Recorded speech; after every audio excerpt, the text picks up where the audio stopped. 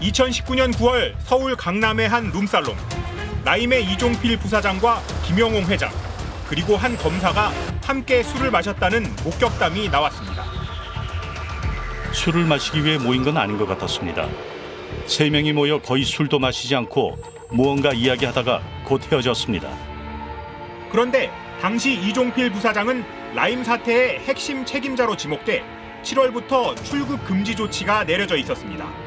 이 말대로라면 대형 금융범죄로 입건된 사람이 출국 금지 상태에서 검사와 은밀히 만났다는 얘기가 됩니다. 향후에 수사를 받을 수 있을 것으로 예상되는 사람들하고 이제 부적절한 술자리를 했고, 그 이후에 그 수사 대상자들이 장적을 하거나 혹은 이제 검찰 수사망을 피해서 도주를 했다고 한다면은 굉장히 중대한 사항이라고 보고. 이 자리에서 무슨 얘기가 오갔는지는 밝혀지지 않았지만 공교롭게도 2주쯤 뒤 김영홍 회장이 필리핀으로 달아납니다.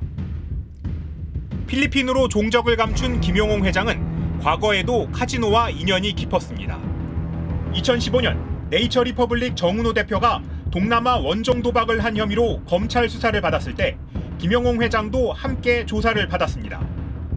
그런데 2018년 초에도 김 회장과 검사 2명이 같은 유흥주점에서 술을 마셨다는 주장이 나왔습니다. 이 자리에서 김 회장은 동석한 지인들에게 정은호 대표 사건 때 나를 담당한 검사님이라고 소개했다는 게 목격자 이야기입니다. 2015년 정은호 씨의 원정 도박 수사는 서울중앙지검 강력부가, 이듬해 불거진 법조 로비 사건은 특수부가 맡았습니다. 따라서 만약 목격자 진술이 사실이라면 동석한 검사는 서울중앙지검 특수부나 강력부 출신일 가능성이 있습니다. 의혹이 불거지자 박범계 법무부 장관은 관심을 갖고 있으나 진상조사 단계는 아니라고 말했습니다. 구체성이나 출처, 근거들이 명확하지 않기 때문이라는 겁니다. 그러나 그날 술에 취한 검사 한 명이 소란을 피웠고 강남경찰서의 한 지구대에서 경찰관이 출동해 이 검사의 공무원증까지 확인했다는 게 당시 목격자의 증언입니다. 출동한 경찰관이 신분증을 본 뒤에 서울중앙지검 당직실에 확인 전화를 걸기도 했었습니다. 이미 검사들이 라임 사태의 주범들과 부적절한 만남을 가져 재판이 진행 중이라는 점도 의혹을 더 짙게 만듭니다. 펀드 환매 사태 직전에 라임의 구원투수로 등장한 김봉현 스타모빌리티 회장. 김 씨는 다른 횡령 사건으로 검찰에 구속되자 검찰을 겨냥한 폭로에 나섭니다. 바로 검사 술접대 사건입니다. 2019년 7월경 A 변호사와 검사 3명 술접대, 청담동 소재 룸사롱, 1,000만 원 상당. 회식 참석 당시 추후 라임 수사팀 만들 경우 합류할 검사들이라고 했는데 실제 한 명은 수사팀 책임자로 참여. 술자리에 있던 것으로 지목된 사람들은 나이업 검사를 비롯한 검사 3명과 전관 출신 이주영 변호사. 2020년 5월 말 서울 남부지검 도착. 전에 술 접대 자리에 있던 검사가 수사 책임자였음. 이 가운데 나 검사는 실제로 남부지검 라임 수사팀에 합류했습니다. 네, 술자리 접대받은 거 인정하시나요? 재판 중입니다.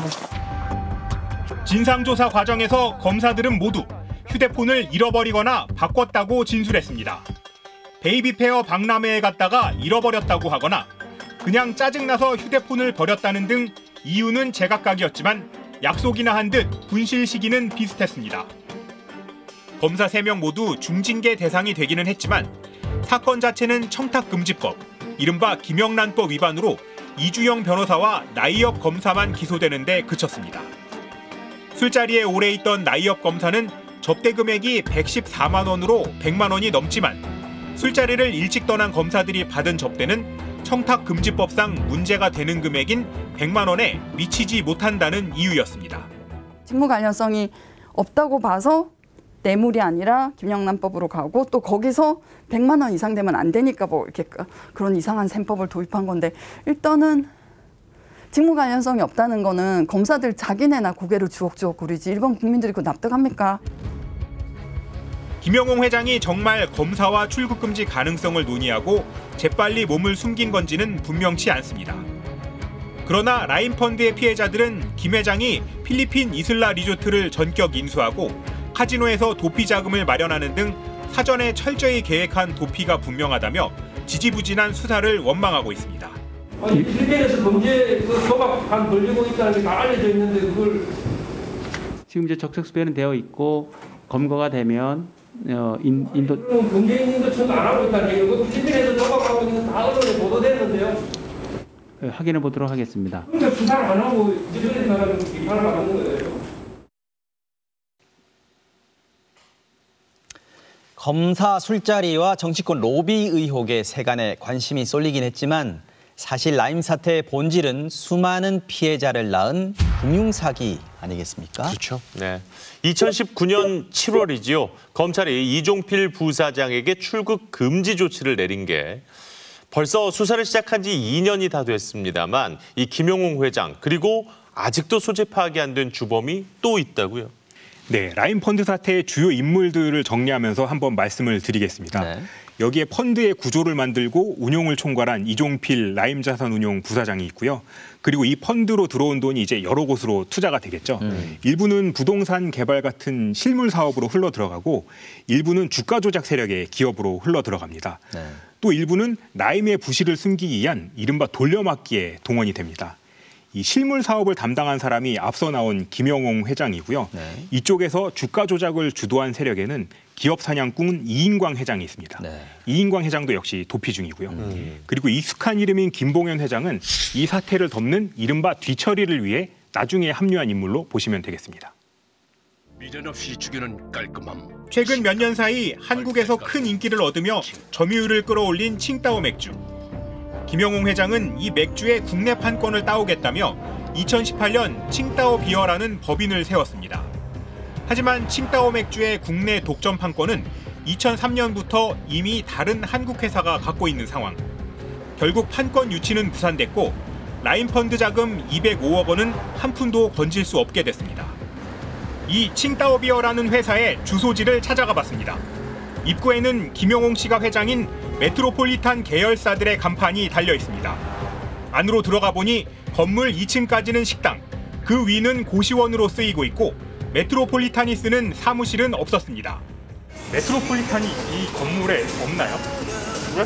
메트로폴리탄 건물이 없나요? 모르요? 모르겠어요. 그냥 3층이 고시원인 것만 알고 있거든요. 김영홍 회장의 메트로폴리탄이 얼마나 부실한 투자를 했는지는 3일 회계법인의 실사에서 고스란히 드러납니다. 라임펀드 돈을 받은 김 회장은 부동산 등 10곳에 투자했는데 제주도 주상복합, 필리핀 리조트, 파주 프로방스 마을 등 장부가로만 약 2,400억 원입니다. 하지만 채무 상환 능력이 양호한 A등급은 하나도 없고 사업성 저하 위험이 있는 B등급은 2군데, 회수 불능을 걱정해야 하는 C등급은 6곳이나 됐습니다. 그런데 라임에서 메트로폴리탄 계열사 전체로 들어온 돈은 이보다 더 큰 3,500억 원으로 추산됩니다. 부동산 투자금을 제외한 나머지 돈은 속칭 펀드 돌려막기에 쓰였습니다. 라임펀드가 메트로폴리탄에 돈을 투입하면 메트로폴리탄이 다시 이 돈으로 라임이 갖고 있던 부실 채권을 사들였습니다. 투자자들에게 수익을 돌려주기 위해 엄발에 오줌을 눈 셈입니다. 이종필 부사장은 이미 이 돌려막기 혐의가 추가돼 재판을 또 받고 있습니다. 그런데 부실 투자와 돌려막기의 책임을 놓고 이종필 부사장과 김용홍 회장이 어이없는 공방을 벌이고 있습니다.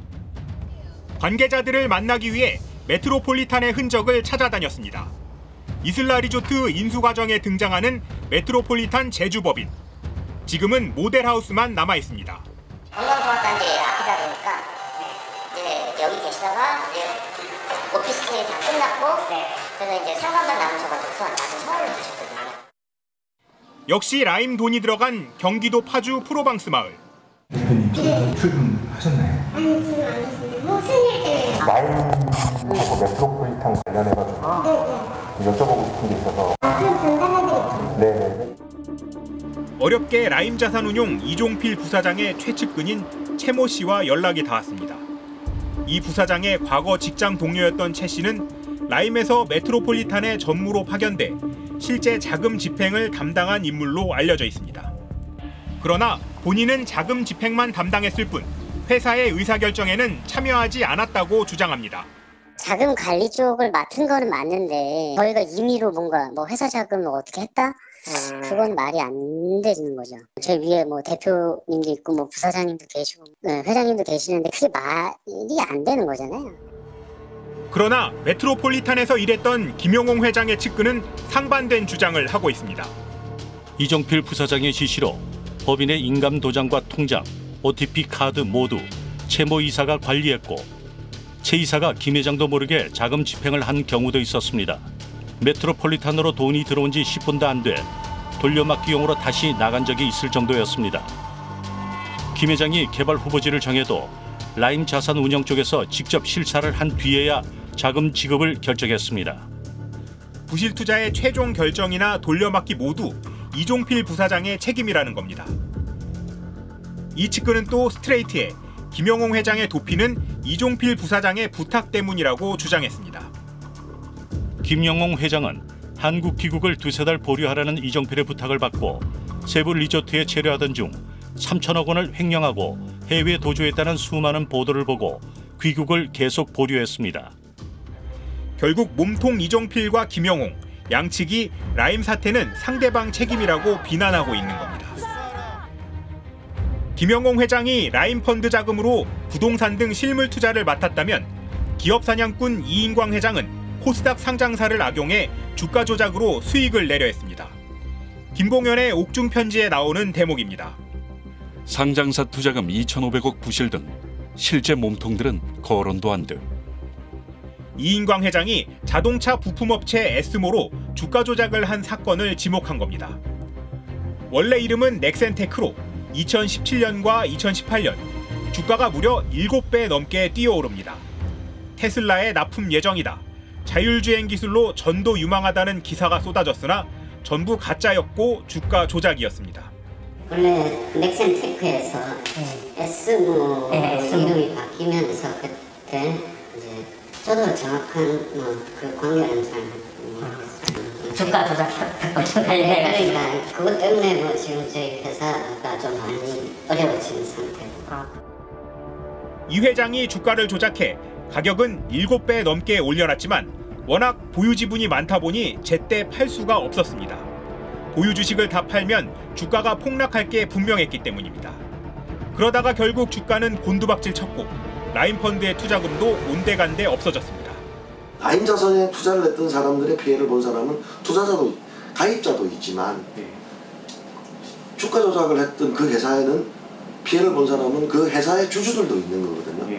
주가 조작을 했던 사람들은 이중으로 피해를 양산했기 때문에 주가 조작 공범들은 대부분 검거돼 1심에서 최대 12년의 징역형을 선고받았지만 모든 걸 기획한 이인광 회장은 잠적했습니다. 지금 그 2천억 투자받았던 에스모 이모 회장, 또 2,500억 투자받았던 메트로폴리탄 김용홍 씨 다 도피 중이죠. 예? 지금 잡으려고 수사하고 있습니까? 네, 어떻습니까? 예, 그 부분 지금 제가 말씀드리기가 좀 곤란한데. 아니 도피한 범죄자 지금 잡고 있느냐고 물어보는데 예. 높은 수익률로 입소문을 타며 사모펀드 시장에서 급성장한 라임. 실제로는 2018년 5월부터 IIG라는 해외 펀드 투자에서 손해가 나고 있었는데 이를 감춰왔습니다. 투자에 문제가 생기면 다른 펀드에 들어온 돈으로 돌려막아온 겁니다. 그러다 보니 악순환을 뒤집을 고수익 사업들이 필요했고 주가 조작이나 카지노 등으로 눈을 돌리기 시작한 것으로 보입니다. 라임 같은 경우에는 처음부터 사기는 아니었죠. 투자했던 금액들이 손실을 봤을 경우에 그 약속됐던 수익률을 보장할 수가 없지 않습니까? 그럼에도 불구하고 손실난 금액을 통제하지 않고 돌려막기를 통해서 수익률을 4에서 뭐 심한 경우에는 7%까지 맞춰준 거죠. 펀드 투자자들의 돈을 이렇게 자기네 쌈짓돈처럼 마구잡이로 쓰는데도 아무 견제를 받지 않았다는 게 참 납득이 어렵습니다. 네, 사모펀드 운용에 구조적인 취약점이 있었다. 이렇게 보이는데요. 네, 그래서 피해자들은 진짜 몸통은 따로 있다고 이야기를 합니다. 위험도 높은 사모펀드를 경쟁적으로 판매한 은행과 증권사들. 피해자들이 왜 분노하고 있는지 취재했습니다. 남편은 경비원, 아내는 배달을 하며 평생 모은 1억 원을 라임펀드에 넣었던 노부부. 제가 한 40년 동안요 하루 종일 결혼해가고 있은 적이 없어요. 87년 몇 년 하고 그러고서 이제 82년도에 야쿠르트 들어가고 그때부터 지금까지 하고 있어요. 그 돈이에요. 네. 이 부부는 안전한 펀드라는 우리은행 직원 말을 듣고 상품에 가입했다가 뒤늦게 이 상품이 고위험 사모펀드라는 걸 알게 됐습니다. 1억 원 중 6천만 원을 잃었습니다. 예금을 하려고 그랬는데 은행 차장이 국내 펀드 그게 안전한 것이 있다고 그래서 그거 한번 가입해보라고. 우리은행과의 분쟁에 지친 부부는 결국 원금의 60% 정도를 돌려받기로 합의했습니다. 환매가 중단된 라임펀드 피해 고객은 개인 4천여 명과 법인 581곳, 피해 금액은 1조 6,700억 원에 달합니다. 이 가운데 부실을 알고도 펀드를 판매한 라임펀드의 플루토 TF1호, 즉 신한금융투자의 무역금융펀드에 대해서는 금감원이 100% 배상 결정을 내렸습니다. 금감원은 그러나 KB증권의 라임펀드 판매 배상 비율은 60%, 우리은행과 신한은행은 55%, 기업은행은 50%를 기본 배상 비율로 결정했습니다. 우리은행 가입자인 정재훈 씨는 이 같은 금감원의 결정을 납득할 수 없습니다. 제가 왜 56%냐고 물어봤더니 저런 서류에 가입 신청서에 사인도 다 잘했고 모니터링 콜, 해피콜도 잘 받았으니까 더 이상 가산되는 점수가 없다. 이렇게 얘기를 하는 거예요. 사모펀드는 말 그대로 원래는 개인적으로 소수의 투자자들 돈을 모아 운영하는 펀드입니다. 규제도 적게 받지만 투자에 대한 책임도 참가자들이 지는 전문적인 투자 영역이었습니다. 그런데 정부가 지난 2015년 모험 자본을 활성화하겠다며 사모펀드 규제를 대폭 완화했습니다. 운용사 설립을 인가제에서 등록제로, 펀드 설립 절차를 사전 등록에서 사후 보고로 간소화했습니다. 또 최소 투자 금액을 5억 원에서 1억 원으로 낮춰 일반 투자자들도 들어올 수 있게 했습니다. 모험자본 활성화 내지 혁신성장하겠다고 규제를 완전히 풀어버리면서 수많은 은행들과 증권사들이 저금리 상황에서 비이자 수익에 대한 수입 증대, 은행의 비이자 수익 증대 탐욕이 같이 맞장구 치면서 이 사태가 확대 재생산됐다. 그러면서 사모펀드 시장은 2배 이상 성장했지만 거의 발생하지 않던 환매 중단 사건이 급증하기 시작했습니다. 그 규모는 6조 원이 넘습니다. 그래서 피해자들은 이런 틈을 노려 마구잡이로 고객들을 끌어들인 판매사, 즉 은행과 증권사 역시 라임펀드 사태의 주범이라고 말합니다. 전화가 빗발치는 거예요. 사모님, 자리가 한 자리 밖에 안 남았다? 빨리 예약이라도 하셔야 된다? 그렇습니까? 빨리 예약이라도 하셔야지 만약에 이 자리 못 들어간다. 이런 식으로 가입을 권유하는 거예요. 최근 한국투자증권은 판매사 중 처음으로 문제가 불거진 사모펀드의 투자 원금을 100% 보상하겠다고 자체적으로 결정했습니다. 판매사 책임 소재가 있는 현안 상품 가입 고객에게 투자금 100% 전액을 선보상하기로 전격 결정하였습니다. 피해자들은 다른 판매사들도 운용사와 판매사의 상호 견제와 내부 통제에 실패했다는 걸 인정하길, 그래서 공정한 보상이 이루어지길 기대하고 있습니다. 어떤 투자도 최종 책임은 본인에게 있다는 걸 부인하는 사람은 없을 겁니다. 그렇지만 이런 펀드를 권유하고 판매한 은행, 증권사들은 과연 그만큼의 법적, 도의적 책임을 지고 있는지 의문입니다. 또 하나, 펀드 사기꾼들과 아무렇지도 않게 술자리에서 어울리며 로비를 받은 검사들이 있었다면 이들도 찾아서 반드시 그 책임을 물어야 할 겁니다.